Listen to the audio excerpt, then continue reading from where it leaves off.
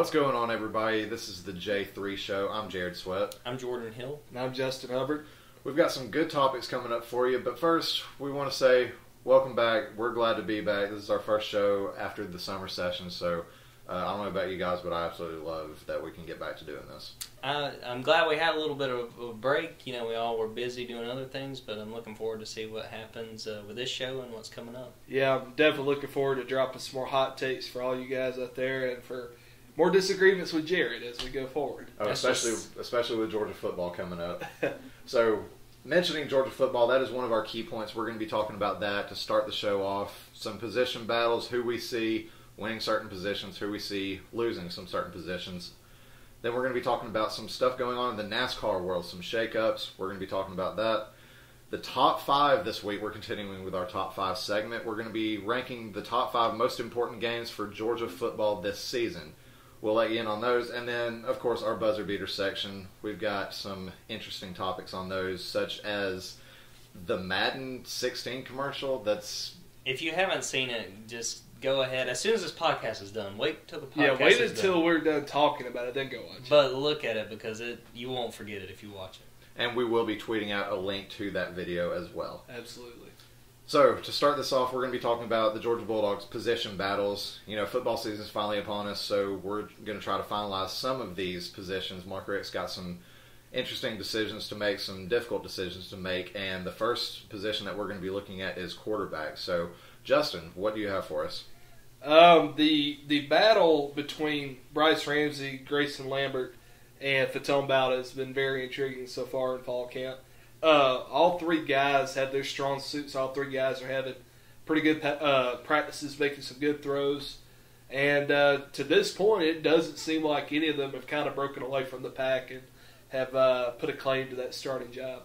I feel like, based on what little I've been able to watch everybody, you know, each day you come away thinking, okay, you know, Bryce is going to be the starter. He looked great today. And then, you know, the next day you go and say, well, man, Grayson looked good. You know, he had some zip on his ball, you know. So it's really hard to tell, and it's, you know, I feel like a lot of people may think Rick just doesn't want to tell us who it's going to be. He knows who it's going to be. I generally don't think that's the case. I feel like they really have 3 guys that have shown that, you know, on certain days that they've been able to get the job done. I think there's still plenty to be done, and honestly, I feel like this could go into the season. I think so, too. Jordan, you had mentioned each quarterback has his day. Like every dog has his day. So Ramsey will look good one day. Yeah, thank you. So Ramsey will look good one day, Lambert will look good one day, and Bauta will look good another. And it seems to me that every day a quarterback has, it can be one of the 3, but every single one has some sort of mental slip-up that just as soon as it looks like he's going to get the edge, he has some sort of slip, and then the other 2 catch up, and it just continues on from that. But from what I've seen in practice, Ramsey looks good. I think he looks the most field ready, obviously, aside from Lambert, who had just transferred in from Virginia. Ramsey has more on-field experience than Bauta, but I think Ramsey has the skill set to actually go out against UL Monroe and genuinely lead the team down the field and put some points up on the board. Lambert, to me, you know, poor guy, he's just coming in from a transfer, and I mean, he's having to play catch up every single day. From what I've seen, he's doing really good after having to play in catch up, and I think if he does not come in trying to learn a new system, trying to fit onto a team, learn his receiver speeds and whatnot, I think he would emerge a little bit more so over Ramsey. And Bauta, the decision making isn't there. I mean, there are some throws I've seen that he's made that have been really, really good, some throws that have been really bad, but his decision making is what needs to improve for him to essentially grab this starting job. And I think what you mentioned with Lambert is spot on, and the fact that based on everything that I've heard from the reporters that have been there all fall camp, it seemed like early on Lambert, I don't know if he wasn't comfortable, you know, he didn't know any of the receivers, he hadn't worked with these guys before. A lot of people said early on that he looked, you know, he just didn't look comfortable out there. But I've heard good things, and I've seen good things in the time I've been out there watching. So I feel like, you know, at first I felt like it was a 2-man race and Grayson was just going to be, the 3rd string either way. But I feel like really he's put himself in a great position to come in and start which is not an easy job, not an easy thing to accomplish considering everything he's had to learn rather quickly. And absolutely coming from one of the lower tier ACC schools, coming to essentially one of the top SEC schools and competing for a starting job there. Yeah, Lambert has looked great in my opinion. Back when he first transferred, Jordan, I kind of thought the same way as you did, that he's just here. I thought he was just kind of moving closer to home. He knew he wasn't going to start at Virginia, so he might as well come back home and not start here a little closer. But he has really done a nice job of establishing some credibility. And you both kind of touched on this, but I want to officially throw this question out there for the record. Jordan and Jared, do you think that the quarterback battle will be finalized and decided by the time the game against UL Monroe comes along? I don't think so. And I think that I kind of feel like Rick knows that it's going to be all right if that's not the case, because, UL Monroe is not exactly world beaters. I feel like if they were opening against some non-conference team like Louisville, there like would be, Clemson. Yeah, or Clemson last year. If it was Clemson last year, it would be a totally different story. But the fact that you've got a Sun Belt team that is beatable, Georgia really by the end of the third quarter should have it wrapped up. I feel like that benefits them. The coaching staff can say, "Hey, look, we're up 31-10 or whatever it is. Let's put in this other guy. Let's see how he handles it." So I honestly don't think it will be wrapped up before the start of the season. I don't either. I think they're going to have to essentially see how each quarterback performs against UL Monroe. If you remember last year, Clemson had the same problem with Cole Stout, who was a senior, and Deshaun Watson, who they had just brought in. And they played a little bit of both whenever they played in Athens against UGA. And, a starter emerged eventually. Granted, we're not playing a strong out-of-conference opponent, but I think that this battle will not be decided by the first game. Surprise, surprise! I disagree with both of you. Well, I think it will be. That's the reason I made sure to pitch the question myself. In my opinion, it would be to the detriment of the team if they don't announce the starter at least a week ahead of time. And the reason I say that is you don't want guys going through not knowing what their role is going to be. If you tell Bryce Ramsey or Grayson Lambert, for telling about it, you're starting for us in a week, I think they would put a little more heart into it. I think they're all putting a good bit of heart and preparation into it as it is because they are competing. But I think they would be more well prepared to go against UL Monroe if they're told ahead of time. And I think Rick probably understands that. He's pretty smart with his quarterbacks, except for not benching Hudson Mason last year, but that's a different topic. And I think he's gonna make that decision as early as tomorrow, but at least by a week or so before the game. And I will say, I would just be interested to see the trigger finger they have if somebody struggles. They might go ahead and name somebody, but I think, we'll see two quarterbacks play because it's UL Monroe. You're going to put in some backup. So that, to me, that's more the point I was making. There might be a starter, but I don't think that's this guy's starting from first game to the 12th. I think it could be, still way up in the air going into the year. Well, a quarterback is nothing without a center and an offensive line, so we're going to move into the positions that have been finalized and some that may still be up in the air at offensive line. So, Jordan, what do you have for us? Well, it was a tight battle for the center starting position, and Brandon Cablano wound up getting the job. Isaiah Wynn was one of the guys that was really competing for it with him. He's going to be the left guard, it appears. And I feel like just based on what I've seen that it seemed like Cablano was going to be the guy all along. Wynn, it seemed like, put up a good fight trying to earn that job. And Cablano's the guy. It's been something kind of interesting. They've shown that his snapping style is not exactly what you see all the time, but Rick talked like, the quarterbacks haven't had any issues, catching the ball out of shotgun from Cablano, because that's really the last thing you need is if you got three quarterbacks that whoever winds up getting the job and they have to worry about the ball coming from the center, that's just a disaster. But luckily that's not been an issue, and I feel like Cablano, barring something crazy, he'll be established there at center, and Wynn will be the left guard. I think you're absolutely right. I don't think Wynn is going to start though, and I don't. Offensive line coach Rob Sale threw Isaiah Wynn's name out there a couple days ago, spoke fairly highly of him, but even he didn't go as far as to say he was good enough to be a starter yet. But I think we'll see Wynn come in the game often. Not necessarily at center. I think Poblano's going to have that nailed down. It wouldn't make much sense to switch out centers. But I think we will see a good bit of Isaiah Wynn this season. I think so. Georgia's offensive line, I'm actually thoroughly impressed with how they've looked this preseason.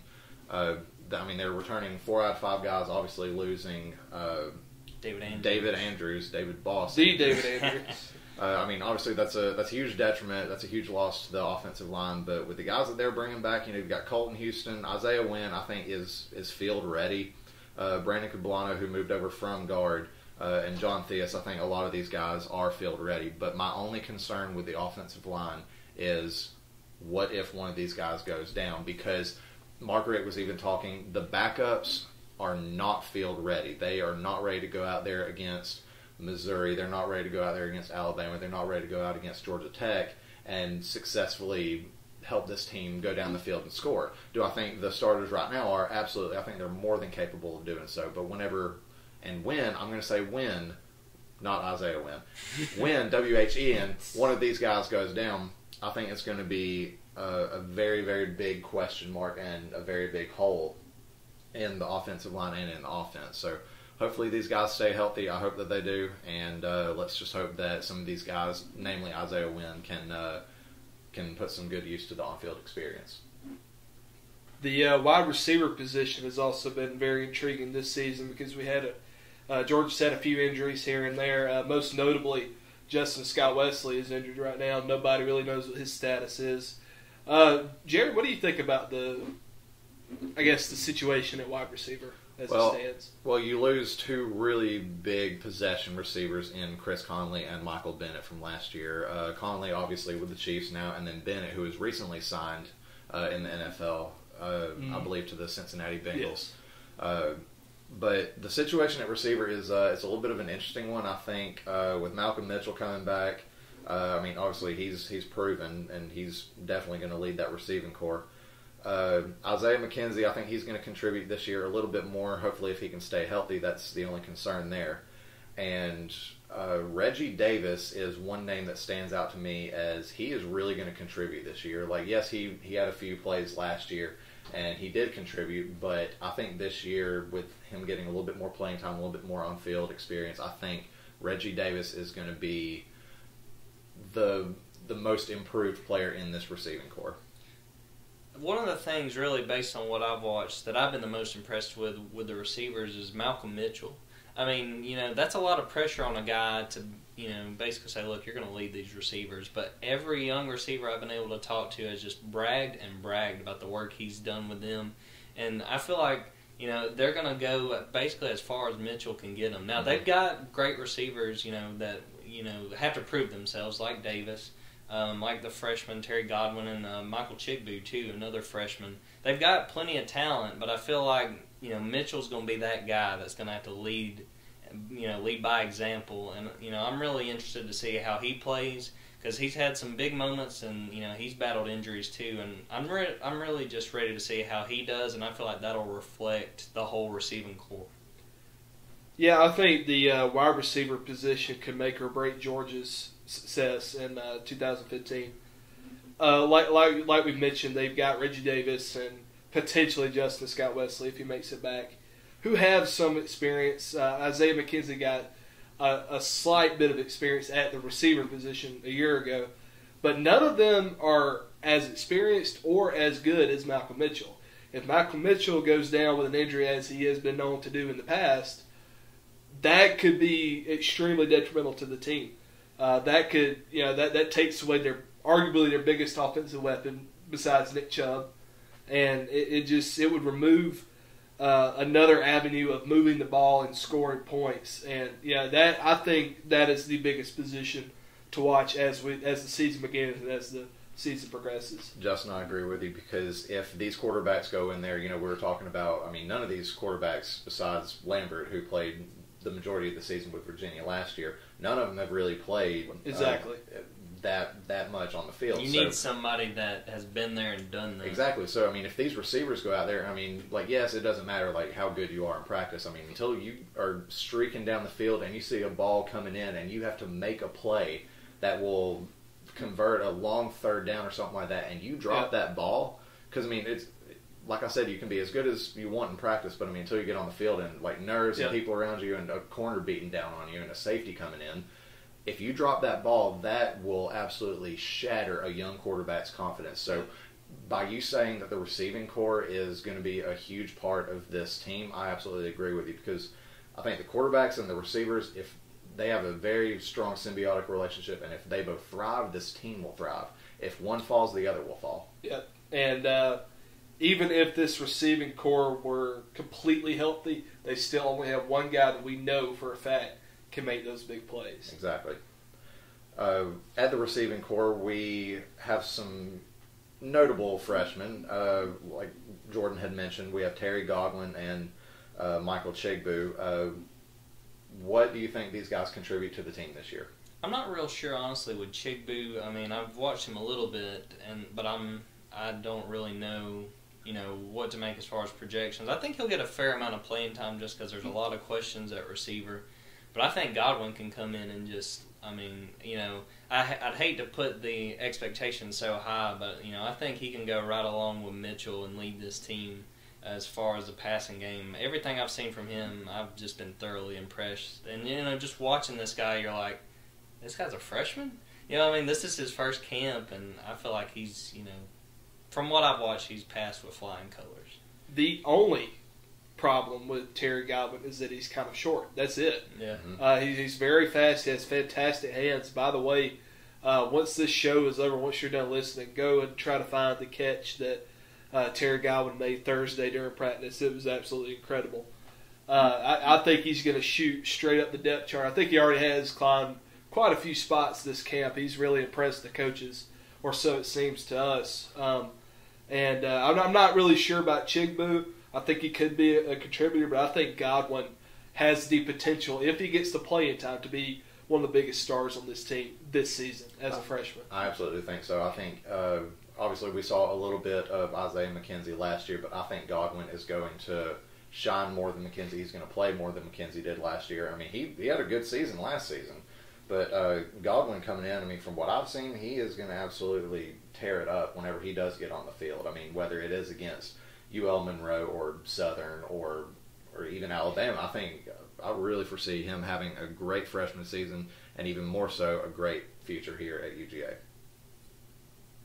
So with that, we're going to move into the NASCAR world. So Jordan, what do you have for us? Jared, you're not going to lead the way with your NASCAR, your expertise on NASCAR? I have some expertise in it, but I'm not going to flash it just there yet. There you go. So really a big week in NASCAR this week. Just news basically going all over the place. And one of the bigger stories was the demise of Michael Waltrip Racing. They announced they won't field a full car team next season.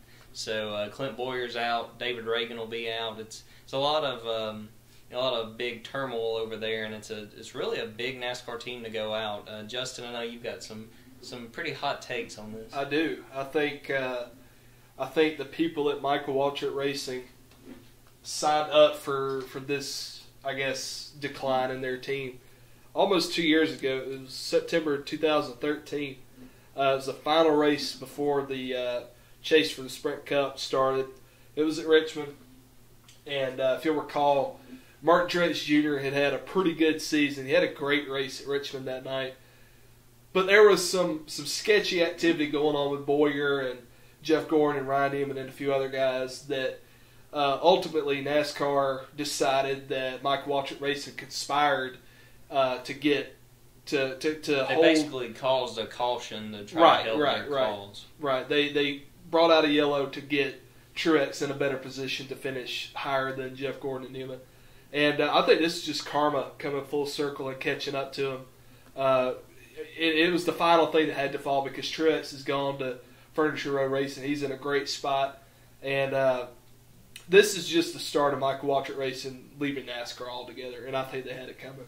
And really, Michael Waltrip Racing's had some, shady stuff from the beginning. I don't know if you'll remember back at Daytona, like the first year they ran, there was a bunch of equipment that was shady. NASCAR had to do a bunch of investigating. Mm-hmm. And really, to me, it's sad because all the crew members and all the engineers and stuff that have lost their jobs. But the big question now is, where does Clint Boyer end up? Right. Because if you look at all the openings, there's not very many spots for him to wind up. And it's unfortunate because he is, Clint in my Boyer opinion, a fantastic free agent. Absolutely. Right, he's one of the best drivers, and it really makes you kind of wonder if somebody will move a driver just to give him that spot. Right.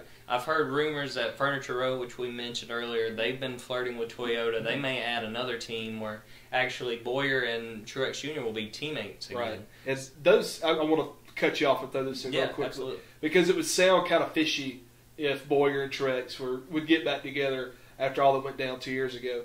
But they've actually had some, I guess you could call friendly interactions on social media.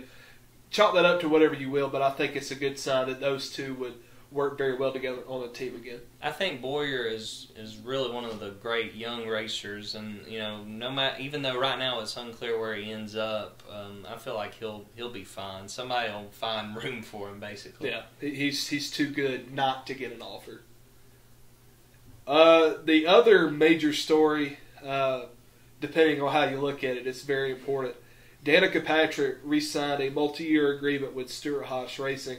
There still hasn't been an official amount of years released to the public yet, but she's going to be running the number 10 car still. And instead of GoDaddy, she's going to have Nature's Bakery as her primary sponsor, and all of her current associate sponsors are going to continue sponsoring her. Jordan, what do you think about this entire deal with Danica? Well, there's two sides of it. One is the performance, and frankly, it's not been there for Danica. She's yet to win on any NASCAR circuit at this point.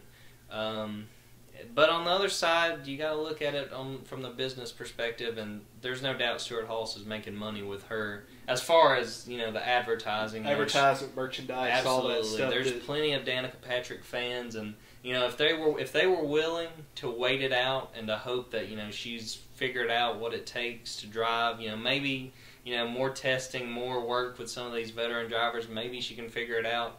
Danica has not proven herself to be a consistent driver on the NASCAR circuit. But I can't really fault Stewart-Haas. It's one of those things. They know the money's there, so you might as well chase it. Especially because sponsorship is so hard to find right now. Exactly. That is, in my opinion, the biggest problem in NASCAR today is the lack of major sponsors coming in. Nature's Bakery is, I've never heard of that before now. That's nothing compared to GoDaddy. Everybody knows what GoDaddy.com is. But they were willing to put up the money. Exactly. So it doesn't matter. It doesn't matter. It could be a mom and pop store from in the middle of nowhere, Georgia. And if the sponsor's there, you're going to take it. On the business side, this is great for Stewart-Haas Racing and great for NASCAR because she brings the attention. But I'm like you, Jordan. I question continuing this Danica project that has not produced any, impressive results to date. You're talking about the business side of it. For the listeners out there, all of us are journalism majors, but my other major is actually economics. So you brought up the business side of it. I'm just saying this. Hey, let him talk. He's got some NASCAR. It piqued my interest. No, the business side of it's really, really interesting because, why not? She's whenever she came into the NASCAR world, she was a very controversial driver coming in. And, it brought a lot of attention to the sport. So, why not? Even if you are a mom and pop store out in the middle of nowhere, if you've got the money. Exactly. If you've got the money, why not sign up for it? Much less, regardless of whoever Danica is with, why not go ahead and sponsor her? Yeah. So I think that the Nature's Bakery sponsorship is a very tasteful one. What I'll say, that's all I wanted to throw out there. I keep thinking back. And he's done a lot better now, I'll say, but Paul Menard, for early on in his Cup career, he struggled. Yes. But the last name Menard's, his father's company sponsors him. That was a locked sponsorship. And he has turned it on. He's done better now. But for the longest time, I'm pretty sure he was there because Daddy's last name meant money and sponsorship. To be a little fair and more objective to that point, I do kind of agree with you about Menard sticking around because of his name, because of the money. And I'll say he has done better. But let's give him a little credit. He drove for Dale Earnhardt Incorporated after DEI's glory days when the money just was not there for them overall. They had terrible equipment. I just wanted to throw that in there too. Going back to the football world, we are going to talk about Alabama requesting reporters not to report on the happenings at practice. It was listed as an open practice, yet the Alabama coaching staff and the PR department requested that reporters not report on it. So, Jordan, what do you have for us? I'll keep it short and sweet. This is the stupidest thing I think I've heard in the last 24 hours. If you're going to leave an open practice, then let the people report on it. If you don't want people reporting on it, you close the practice. It baffles me what they were trying to accomplish here. And Jordan, I'm going to keep it shorter and sweeter. Ditto. It's just one of those things that it basically explains itself. It's absurd. You might as well not ask the reporters or the opposing teams to look at public games, like games in the past. Seriously. Hey, please don't look at that. We don't want you to know what the happenings of that game was. So, don't even look at ESPN. Don't look at it. So with that, we're going to move into our top 5 segment. We're going to rank the top 5 most important games for the Georgia Bulldogs this season. Jordan, do you want to lead us off? Absolutely. So 5 for me, clean, old-fashioned hate. Georgia Tech. Really, the last 2 years have probably been the 2 most exciting games. Georgia getting the win 2 years ago, Tech winning in overtime last year. It's one of those games, somebody gets bragging rights every year, the fans of whoever comes out on top. And a lot of people want to argue that, Tech's not our biggest rival. We got other rivals. We got Florida. We got South Carolina. Heck, we got Auburn, But Ray Goff said it best when he said, if you don't think Georgia Tech is our rival, try losing to them. So it's one of those things. Georgia really needs to have a comeback, especially just considering the way the recruiting goes, how Georgia's always top 10, Tech's usually around 50. It's not a good look for in-state recruiting when you lose to Tech. Number 4, South Carolina, old ball coach. Nobody likes to lose to Spurrier. I, for one, love Spurrier just because he says whatever he thinks, but anytime you lose to him, it's just one of the most frustrating things, around in SEC football. The Gamecocks had a weak 2014 season. A lot of people are still expecting them to struggle in the coming year. So I feel like this is a game that Georgia really needs to get over the hump playing South Carolina. They've had some really rough games against them the last few years. If they can beat South Carolina early on, to me, that'll kind of give me the sense that, hey, this team could really do something this year. Number 3, Tennessee. Tennessee's a team that a lot of people are projecting to do some big things in the SEC East this year. I feel like the Volunteers have a really good shot. They've had some setbacks in the last few weeks. Lost 2 starters due to injury, it looks like, for the year. Had some questions with Marquez North, one of their big receivers. It's one of those games. It seems like every year Georgia has lost at least one game where you just go, Georgia lost to whoever. Last year it was Florida, bar none. That was just the ugliest game I've ever seen in my life. The fact that I'm even talking about it without getting choked up, it's amazing. But that game and the South Carolina game too, the way South Carolina played down the stretch, it just was kind of mind-boggling that Georgia lost that game. So Tennessee's a game they need to come in ready and prepared for, because if not, the Vols have been close the last 2 years against Georgia. They could really pull the upset this year. Number 2 for me is Auburn. Auburn is a lot of people's sort of their dark horse to make a national title run. They got quarterback Jeremy Johnson. A lot of people are high on him. Gus Malzahn's recruited him since he was in 9th grade. So Malzahn has been ready for this guy. He's ready and waiting. He fits his offense. The Tigers are going to be ready to go. They're probably still not very happy about that beatdown they got here in Athens last year. I think Auburn will put a pretty good scare into Georgia.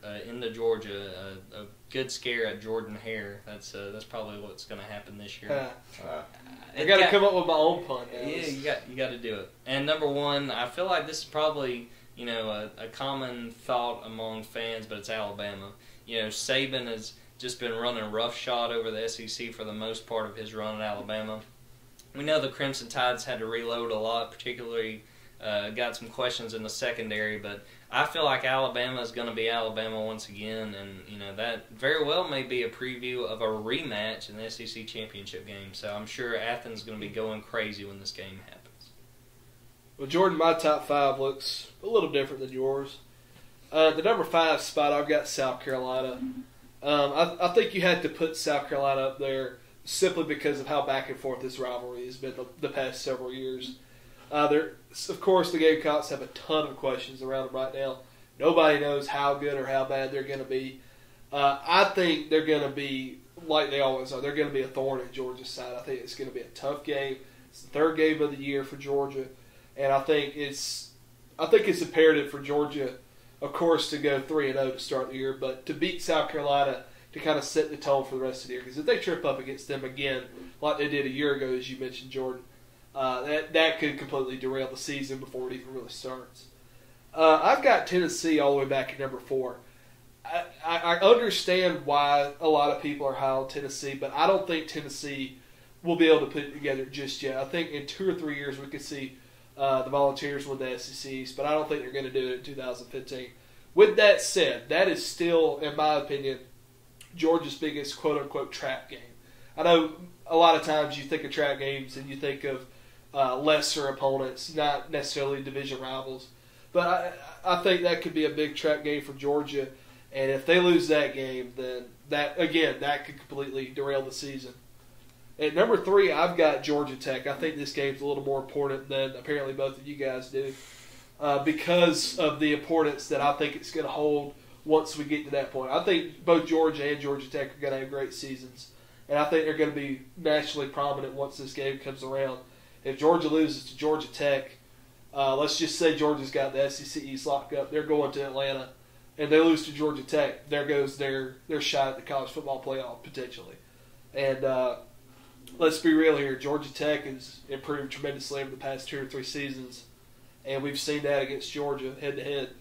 So I think they definitely have to take Tech serious this year, and I think they have to come out swinging hard to avenge last season's disappointment. At number 2, I've got Florida all the way up at number 2, and I'm about to drop probably my first hot take for the semester. Here we go. Everybody gear up.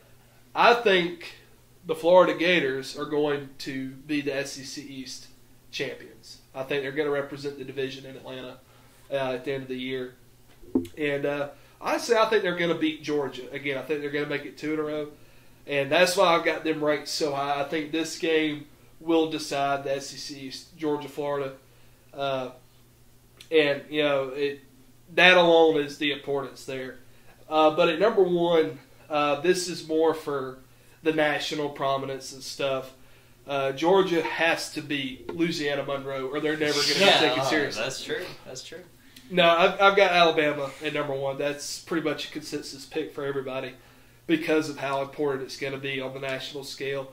I agree with you, Jordan. I think Alabama's going to be pretty good this year, and I think Georgia's very, very fortunate to be hosting the Crimson Tide because I think if they had to go to Tuscaloosa, they would lose. It wouldn't be pretty. All right, my top 5, I'm going to start off with Georgia Tech. The only reason I put Tech a little bit lower is because it is a non-conference game. However, it does hold significance in that, you know, if they are, we'll say, 11-0 and they're locked up to go to the SEC championship, and then they lose to Georgia Tech, okay, there goes their college football hope. Yeah. Maybe, we'll see. So, like you said, we have to take Tech a lot more seriously this season because they do look good. They have made some vast improvements on their offense, and they look Justin Thomas is probably, in my opinion, Justin Thomas is the best quarterback Georgia's going to play all year. So, and he's a perfect fit for that offense. That's absolutely all you need in the spread option offense is somebody that can wing it, and that's what he does. Exactly, and I think Tech's quarterback woes are misplaced after having had a questionable decade out of quarterbacks such as Reggie Ball is the name that comes up the most, and then Bennett and Tevin Washington. They've had one other good quarterback, and the only reason I'm going to interject right here and interrupt you and say this is because he graduated from my high school, and that was Josh Nesbitt. Nesbitt was fun to watch. He was essentially Paul Johnson's first quarterback to play in this system full time, and I thought he did pretty good considering he never had much exposure to that. But Justin Thomas is clearly the best that Johnson's ever had. Exactly. I'm meaning that all their quarterback was, like you said, Nesbitt was a really, really good quarterback, but there always seemed to be one moment that a Georgia Tech quarterback had that just ruined it. And Reggie Ball had the vast majority of those moments. Best. Throwing out of bounds on 4th down will never get old. Moving on. Georgia's 4th game, I got to say South Carolina. Jordan, you said it best whenever you said they have to get over the hump. You know, South Carolina, and taking what you said, Justin, they've been a thorn in Georgia's side. Spurrier just seems to have Georgia's number. Yep. Out of the past few times that we have played them, the over 20-point beatdown that we faced at South Carolina a few years back in 2012, I think that was a wake-up call for Georgia to see that, okay, we have to beat these guys. We cannot have another situation like this. And losing to them after the questionable 4th down play last year, that just may have had a little bit of a mental effect on Georgia against South Carolina. So I think if they can beat South Carolina and get over the hump, I think that will be a huge morale and mentality boost for this team. At number 3, I have Missouri. The reason I rank Missouri so high is because we beat them so badly last year, and then they definitely came into Athens 2 years ago and shocked us whenever everyone thought, okay, this Missouri team isn't going to compete. Georgia beat them too bad last year, and then Missouri came in and shocked everybody. I mean, Missouri has made the past 2 trips into Atlanta and won the SEC East.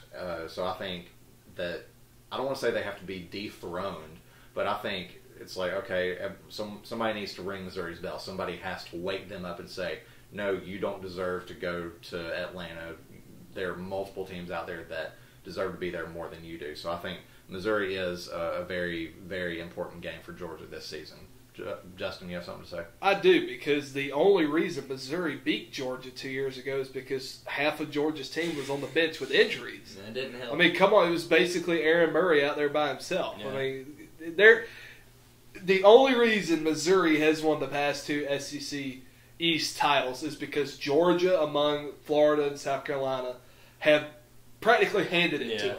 Last year, especially the Florida game. Yeah, that's what I'm saying. I mean, like, everyone's saying, okay, no, it was just like one slip-up, and by just a matter of slip-ups and luck, Missouri landed in there, so y'all don't deserve to be there. That doesn't make Missouri a big opponent, though. I think Missouri's going to be better. I think it does, because somebody has to wake Missouri up, be like, no, you don't deserve to be there. And South Carolina's saying it, Florida's saying it, Tennessee's saying it, Georgia's saying it. Everyone is saying we deserve to be there. Missouri needs to be woken up, and you do not need to be there at the SEC Championship. That's why I rank it so high.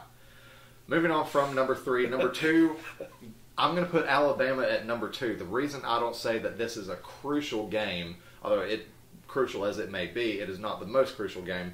The only reason is because it is not an SEC East game. It is a very important game for this Georgia Bulldog team, because this is where Georgia steps up and says, we are a national contender. We can make that top 4 spot. We can make a national championship run, and we will beat the Crimson Tide. Now, will it be easy? Absolutely not. That is completely out of the question. But do I think this Georgia team can beat Alabama? Absolutely. But it is going to be a dogfight. It is going to be an absolute battle down there. It is going to be a war that, Saban and Rick, both 2 great coaches, Alabama and Georgia, 2 great teams. This one will determine a lot for both of these teams' seasons.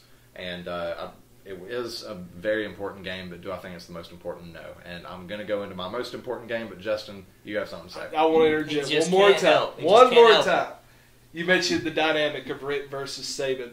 In the week leading up to that game, I think Mark Richt, on every television in the Georgia football facility, I'm talking every building they occupy, the 2012 SEC Championship, which was the last time these 2 programs met on the football field, that should be played on loop, even if it's just the last drive. Even if it's just Aaron Murray's tip pass, I don't care if it's just that. That has to be played and displayed prominently to motivate not only the players that are left from that team, because that's been a few years ago, but the young players who have so much to prove this season. And I think Rick should steal that page from Saban's playbook. I'd have to agree. If he doesn't do that, I will be surprised, to say the least. So my number 1 game, and Justin, I know you're probably not going to agree with me on Absolutely this. Absolutely not. My number one game is against the Tennessee Volunteers, and the reason I say that this is the most important game for Georgia is because, as close as the past 2 games have been, that's one reason. My number two reason is because this is Butch Jones' third year with the program, so they're well accustomed to this coach. He's had a chance to recruit some of the guys that he's wanted. And all the hype that's been surrounding Tennessee, they're going to come in, and it's going to be in Knoxville this year, so they're going to come in and they're going to say, okay, the last time that we played Georgia here in Knoxville, that was a load of crap. We deserve to have won that game, and they're going to come out with a fire against Georgia.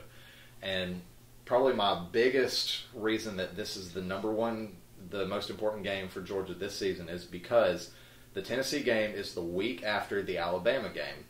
And regardless of the outcome against Alabama, whether Georgia wins it on a last-second Hail Mary, blows them out, or loses the game after the Alabama game is going to determine the morale and the mentality of this Georgia Bulldog team, because if they lose to Tennessee, regardless of the outcome against Alabama, if they lose to Tennessee, I think that is going to just absolutely derail the rest of the season. But if they win against Tennessee after a win against Alabama, we'll say, then I think that is going to say, okay, Georgia is going to be the team going into the middle of the season and the end of the season. So, like I said, I'm going to emphasize it again. Regardless of the Alabama outcome, how Georgia performs against Tennessee will determine the rest of the season. I think that sets up, basically like you could come in that game with a hangover. Georgia, if they come out and beat Alabama, man, we're good. We just beat the Crimson Tide. We'd go take care of Tennessee and Knoxville. I think that's a fair point to put that at number one. Jared, I'm going to shock you and shock all three of our listeners. I'm going to change my top five. I'm going to swap number one, I'm going to move Tennessee up to number one, because I think that is a fantastic point that you just made about how that game is going to determine what Georgia will or will not do. That was a fantastic argument, and I agree with you. Well, my thing is, yes, that is the most important argument, but also, we can't forget about the hype that's surrounding Tennessee this year, because do I think they're going to be good? Yes, I think Tennessee is going to be an incredible team this year. I still don't think they're going to be very good, but the Georgia hangover. Well, I think so. Yes, that is the number one reason, but I'm saying, with this Tennessee team, yes, it's going to be a good game regardless. It's going to be a great game, but the Georgia hangover is going to be the absolute. It's going to be the finest point of this game. So, Jordan. I was just going to wrap it up. I felt like the list, really, we made some pretty good arguments, and I think we're all just ready for the season to start. I think so too.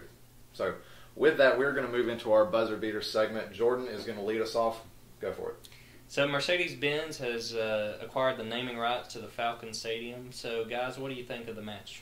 I love it because they have to copy their division opponent, Saints. I think money talks, and whoever's going to get the biggest contract on the job, I think they're going to go ahead and get the naming rights. So, Carolina Panthers wide receiver Kelvin Benjamin is out for the year. Should the Panthers be worried? I think absolutely. They got a rookie out of Michigan at wide receiver that, he's unproven. I don't really know who else Cam Newton can throw to. Benjamin had a fantastic year. He was Cam Newton's favorite target. They should absolutely be worried about this.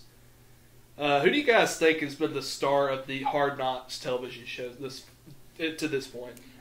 For me, it's a lot of people have been looking at the head coach Bill O'Brien, but to me, it's been linebacker coach Mike Vrabel. He's been getting after guys. He's been keeping guys out. If you don't know the play, you're out of the game. The scrimmages they've had, I've really enjoyed seeing him. I think it's Ben Jones, and I'm not just saying that because he's a former Georgia player. I'm saying because he's been eating bugs and just it's being crazy, strange. He's a crazy guy, beyond crazy. Strange. So there's that. So Peyton Manning, Tony Dungy talked about Peyton Manning being afraid that the Patriots had bugged the locker room when they would play playoff games there. Do you think that fear was probably justified? I'd say it's justified just because of the Patriots' history. If you didn't have Deflategate, if you didn't have Spygate, then, it'd be like, okay, Peyton, you're just paranoid. But, no, considering the Patriots' past, I say it is justified. Again, ditto. Chris Johnson, the recent signee of the Arizona Cardinals, is having another chance at his NFL revival. So, what do you guys think about that? I think he's going to fall flat on his face because he's a very overrated running back. I've got him in too many fantasy drafts to know that Chris Johnson is not any good. Anybody that's ever played fantasy with me knows I wind up with him every time. Don't stay away from him. Johnny Manziel got to see a little bit of action in a preseason game Thursday night. What do you guys think about him on the field, and do you think his performance changed your outlook on him? He changed my outlook on him. I think he went from a 6-10 quarterback to an 8-8 quarterback. So I hope he does well, but do I think he will be an outstanding player? Absolutely not. He looked impressive in what little I watched. Just one of his throws on the run was just outstanding. And it's preseason, you can't take a lot out of it, but seeing what Cleveland's other quarterback options have been, I think he's got a legitimate shot at playing. So Robert Griffin III suffered a concussion in last night's preseason game. Guys, do you think his career might be in jeopardy? It is, because this is just another injury in a long list of injuries, and the Redskins are already getting kind of tired of keeping him around. So I think this injury is going to make or break his career. I'm going to have to say so. I mean, I hate it for the guy. I hate to see that he's injured yet again, but I mean, his career has been in jeopardy, and I think this just further jeopardizes it. So, guys, the Madden commercial that was recently released, it was a long video that looked like a movie trailer, and we will actually tweet it out after the show, but what was your favorite part of the Madden commercial? First of all, I wish this was an actual movie coming out, but my favorite part was Falcons wide receiver Julio Jones karate chopping a guy for what seemed like minutes on end. Just when you watch that video when we tweeted out, make sure to pay close attention to that part. Since you took Julio there, I enjoyed just seeing Rex Ryan, because really I wouldn't think they put a coach in this, but they had to avenge Rex Ryan's death, so that was a nice little touch to it. Marcelo Zuna, who's a center fielder for the Miami Marlins, hit a home run this week off the very top of the foul pole. Have you guys ever seen anything like that before? To me, it reminds me, I don't know if any of our listeners have ever played the video game The Bigs, but if you'd ever hit a home run on there, it would do crazy things. Like if you played in Philly, it would hit the Liberty Bell and all this stuff. That's as close as I've seen, and that's a video game. I've never seen a home run like that. I mean, obviously, we've all seen it hit off the foul pole, but I mean, to see it hit the top of it, I mean, I saw that ball and it was crushed. So it was interesting to see, and I don't know, it was an interesting play. So Adam Schefter had some interesting moments today. He was accidentally placed on ESPN's terminated list. So guys, who did it? It doesn't matter because they don't work for ESPN anymore. Scott Van Pelt, just because I can see him being a conniving and vicious competitor. I'm sure Chris Broussard has some sources who will tell him who did it. I was going to say Chris Mortensen, man. I mean, Schefter's been breathing down his neck. Eliminate the competition. I like that. He's got to have some job security. So with that, we're going to end our show here. So you should definitely take a look at our Twitter feed, and our Twitter handle is @Jay3 Show. And check out our website, which is j3sports.wordpress.com. And since they both took the lines we had prepared, I'm just going to say thank you for listening. Be sure to check back next week. You're not going to throw in another ditto? You had a couple of those in this show. I did. That's the most I've ever agreed with either one of y'all on one show. So, history-making podcast today. Oh, yeah.